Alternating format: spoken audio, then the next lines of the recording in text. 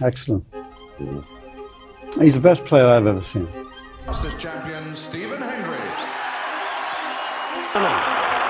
Stephen Hendry! Embassy champion of the world, Stephen Hendry. So just how good was he?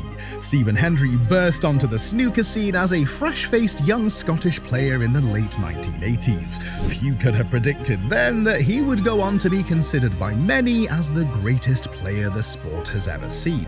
So I ask the question once again, just how good was he? By the time he retired in 2012 at age 43, Hendry had amassed a record 775 career century breaks, won 36 ranking tournaments, which was a record at the time, being world #1 for 8 consecutive years, claimed a record 7 world championship titles and won 5 UK championships. The foundations were laid in his breakthrough year of 1990, when as a 21-year-old, he became the youngest ever world champion. Hendry brought a previously unseen aggression and cue power to the game. He would bully opponents with his heavy scoring and ability to make big breaks at rapid pace, often demolishing them in quick successions. The 1990s saw Hendry establish a period of sheer dominance over the base battlefield.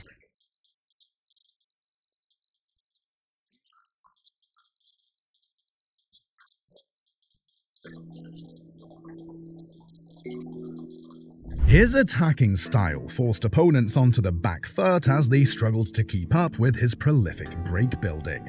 He made winning world titles look effortlessly easy at times. He even compiled snooker's only maximum 147 break in competitive play on UK soil, fittingly in the 1992 UK Championship.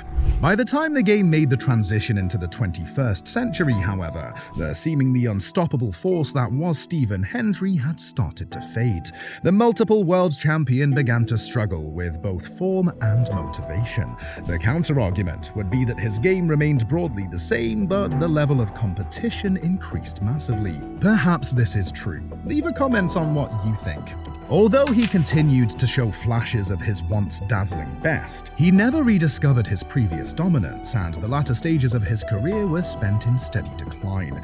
He finally stepped away from the table for good in 2012, leaving behind a record haul of achievements that may never be matched. At his untouchable best in the 1990s, however, Stephen Hendry brought a dynamic potting style mixed with an attacking brand of heavy scoring. This is a key point, as no matter how good your opponent is, if they remain seated, they have no control over the match. Hendry was a master at this, highlighted most when Stephen Hendry played against Jimmy White in the 1992 World Snooker Final. Hendry was down 14-8 against Jimmy. He was considerably behind in the 24th frame. However, his attacking playing style didn't change. After getting the pink and red out from safe positions, a logical player would have gone for the straight blue, but he won by putting the pressure shot, which won him the frame, and that provided the foundation for him to win the championship that year. I've heard people say White bottled this final, and perhaps that is true, but nothing can be taken away from the excellence of Stephen Hendry. He set the gold standard for the sport.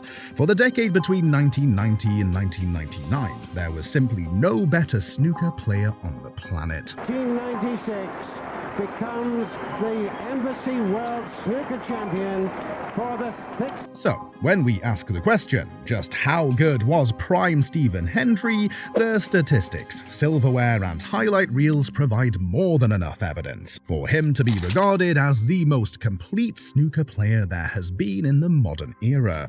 How do we define the modern day, though? Others say Ronnie O'Sullivan is the greatest of the modern day era. Well, if you liked this video, then watch the full video on how good Prime Ronnie O'Sullivan was. Click here to watch the full video.